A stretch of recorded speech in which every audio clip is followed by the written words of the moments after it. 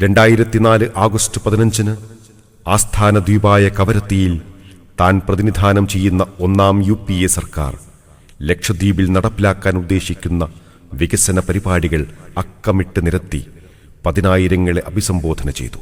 ഇതുകൂടാതെ നാം വ്യവസ്ഥാപിതമല്ലാത്ത solar, biomass ഊർജ സാങ്കേതിക സാധ്യതകളും പ്രയോജനപ്പെടുത്തി വരുന്നു. കൽപ്പേനിയിലെ സോളാർ പവർ പ്ലാന്റിനെ കുറിച്ച് ജനങ്ങൾക്ക് അറിയാവുന്നതാണ്. അമേനി ചേത്രാത്തി ദ്വീപുകളിൽ ലക്ഷ്യമിട്ടിരിക്കുന്ന പ്ലാന്റുകളെ കുറിച്ചും കവരത്തിയിലെ ബയോമാസ് പ്ലാന്റിനെ കുറിച്ചും ദ്വീപ് നിവാസികൾ അറിവുള്ളവരാണ്. കാര്യക്ഷമത കുറഞ്ഞ പഴയ ഡീസൽ ജനറേറ്റർ സെറ്റുകൾ മാറ്റി പകരം പുതിയത് സ്ഥാപിച്ച് പവർ സെക്ടർ ആധുനികവൽക്കരിക്കാനുള്ള ശ്രമമാണ് ഇപ്പോൾ നടത്തുന്നത്.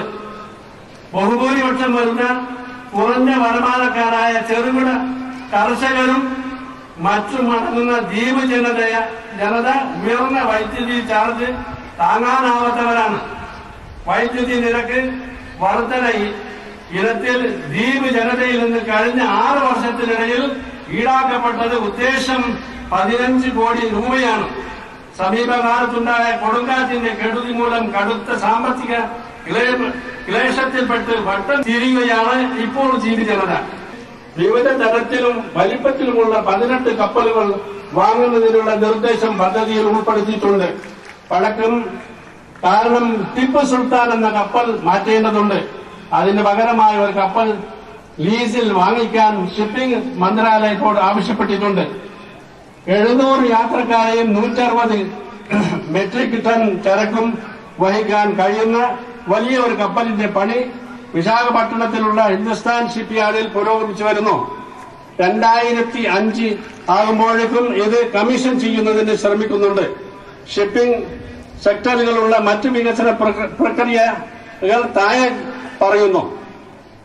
ഈ സാമ്പത്തിക വർഷം 2 യാത്രാ ബോട്ടുകളും 1 യാത്രാ ലോഞ്ചും കമ്മീഷൻ ചെയ്യുക. പ്രധാനമന്ത്രിയുടെ ഗ്രാമ സ്വരോസ്ഗർ യോജനയുടെ 4 ഫൈബർ ഗ്ലാസ് മെറ്റൽ ബോട്ടുകൾ നേടിയെടുക്കുക. 2ാമത് ഒരു ഹെലികോപ്റ്റർ കൂടി ലഭ്യമാക്കുക. ക്ലിപ്തപ്പെടുത്തിയ ചാർജ് ഈടാക്കി ആഗത്തി, കൊച്ചി, ഗോവ എന്നിവയെ ബന്ധിപ്പിച്ചുകൊണ്ട് ഒരു വലിയ യാത്രാ വികസന സർവീസ് ആരംഭിക്കുക. മിനിക്കോ, യാന്ത്രോത്ത്, ഗിൽത്താൻ എന്നിവിടങ്ങളിൽ ഇന്ധനം നിറക്കാനുള്ള സൗകര്യം ഏർപ്പെടുത്തുക. ആഗത്തി, കവരത്തി, അമ്മേനി, മിനിക്കോ എന്നീ ദ്വീപുകളുടെ കിഴക്ക് ഭാഗത്ത് എംബാർക്കേഷൻ ഫെസിലിറ്റി ഏർപ്പെടുത്തുക. ഉൽപാദന ക്ഷമതയുള്ള വൈദ്യുതി വിതരണം 100% വീടുകളിൽ എത്തിച്ചു കൊടുത്തത് നമ്മുടെ ദ്വീപിലെ എനർജി സെക്ടറിന്റെ എടുത്തു പറയേണ്ട സവിശേഷതയാണ്. ഡൊമസ്റ്റിക്, കൊമേഴ്ഷ്യൽ ഇൻഡസ്ട്രീസ് തുടങ്ങി എല്ലാ കാറ്റഗറിയിലുംപ്പെട്ട വൈദ്യുതി ചാർജിന്റെ നിരക്ക് കുറക്കാൻ ഇന്നു മുതൽ ഗവൺമെന്റ് തീരുമാനിച്ചിരിക്കുകയാണ്. ഇതനുസരിച്ച് 50 യൂണിറ്റ് വരെ ഉപയോഗിക്കുന്ന ഗാർഹിക ഉപഭോക്താക്കൾ യൂണിറ്റ് 1-ന് 75 പൈസ കണക്കിൽ നൽകിയാൽ മതിയാവും. മറ്റ് സ്ലാബുകളിലും ഇതുപോലെയുള്ള കുറഞ്ഞ നിരക്ക് ഈടാക്കാനും തീരുമാനിച്ചിട്ടുണ്ട്. അതെല്ലാം ഇന്ന് തന്നെ പ്രാബല്യത്തിൽ വരികയും ചെയ്യും. കോഴിക്കോട്, മംഗലാപുരത്തും ഗസ്റ്റ് ഹൌസുകൾ നിർമ്മാണത്തിന് തുടക്കമിട്ടിരിക്കുകയാണ്. താമസിയാതെ ഡൽഹിയിലെ ലക്ഷദ്വീപ് ഭവനം ഉദ്ഘാടനം ചെയ്യപ്പെടും. കൊച്ചിയിൽ വിശ്രമ മന്ദിരത്തിന്റെ നിർമ്മാണം പുരോഗമിക്കുന്നു. നമ്മുടെ ഉൾപ്പെടെയുള്ള എല്ലാ വികസന രാഷ്ട്രങ്ങളുടെയും രൂക്ഷമായ ഒരു പ്രശ്നമാണ് കുടിവെള്ളക്ഷാമം. ദ്വീപുകളെ സംബന്ധിച്ചിടത്തോളം ഈ പ്രശ്നം അത്യധികം രൂക്ഷമാണ്. ഈ പ്രശ്നം പരിഹരിക്കാനായി നാം പരമാവധി പരിശ്രമിച്ചു വരികയാണ്. ഇതിലേക്ക് മഴവെള്ളം സംഭരണത്തിനുള്ള ശ്രമം ആരംഭിച്ചു കഴിഞ്ഞു. അതിനപ്പുറം കടൽ വെള്ളം ശുദ്ധീകരിച്ച് വിതരണം ചെയ്യുന്നതിന് വേണ്ട പ്ലാന്റ് കവരത്തിയിൽ സ്ഥാപിക്കുന്നതിനും ഘട്ടം ഘട്ടമായി മറ്റു ദ്വീപുകളിൽ ഈ സാങ്കേതിക വിദ്യ കൊണ്ട് വരുന്നതിനും വേണ്ടി മുംബൈയിലെ ബാബ അറ്റോമിക് റിസർച്ച് സെന്ററിനെയും ചെന്നൈയിലെ നാഷണൽ ഇൻസ്റ്റിറ്റ്യൂട്ട് ഓഫ് ഓഷ്യനെയും സമീപിച്ചിരിക്കുകയാണ്. എഡ്യൂക്കേഷൻ സെക്ടറിൽ ദ്വീപിന്റെ പുരോഗതിയിലാക്കാക്കിയുള്ള തൊഴിലധിഷ്ഠിത വിദ്യാഭ്യാസം പ്രാവർത്തികമാക്കും. സ്കൂളുകളിൽ കമ്പ്യൂട്ടർ പരിശീലനം, ഇതിനോടകം തന്നെ തുടങ്ങി വച്ചിട്ടുണ്ട്. താമസിയാതെ ഇത് കൂടുതൽ സ്കൂളുകളിലേക്ക് വ്യാപിപ്പിക്കുന്നതാണ്.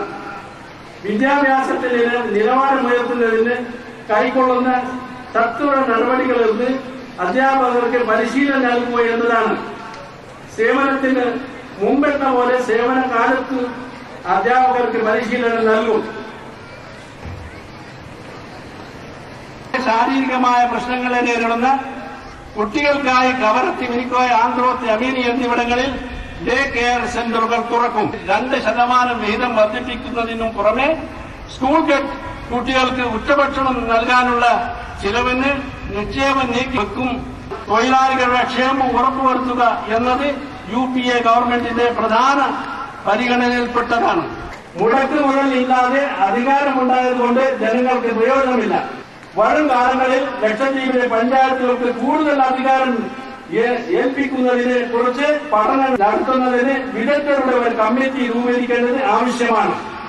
ഈ വിഷയം ഞാൻ പഞ്ചായത്ത് രാജ് മന്ത്രിയുമായി കൂടിയാലോചിച്ചിട്ട് അതിവേഗം അതിന് പരിഹാരം ഉണ്ടാക്കുമെന്ന് നിങ്ങൾക്ക് പ്രതീക്ഷിക്കാം. കാർഷിക മേഖലയിലും അതുമായി ബന്ധപ്പെട്ട മറ്റു മേഖലകളിലും ഉൽപാദനം വർദ്ധിപ്പിക്കാനായിരിക്കണം നാം മുൻഗണന നൽകേണ്ടത്.